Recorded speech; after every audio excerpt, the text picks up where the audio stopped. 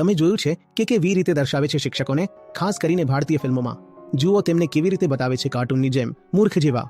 એવા લોકો જેના પર હસવું આવે. તમને યાદ પણ આવતા હશે આવા કેટલાક પાત્રો, કારણ કે શિક્ષકોનું જોડાયેલા છે જ્ઞાન સાથે.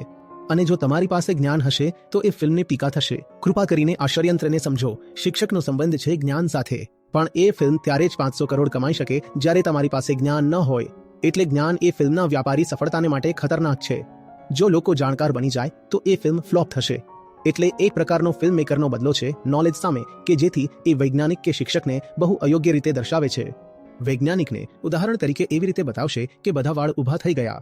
તે એટલું વિચારે છે કે ક્યાં તો તે ટક્કો થઈ ગયો હોય અથવા વાળ ઊભા રહી ગયા હોય.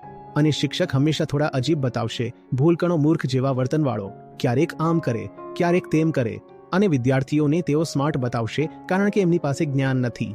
તો જો તમારી પાસે જ્ઞાન નથી તો તમે સુંદર છો, અને જો તમારી પાસે જ્ઞાન છે તો તમે મૂર્ખ છો. આવા પ્રકારનું વર્ણન, આવો પ્રચાર, તમે આનો ભોગ બન્યા છો.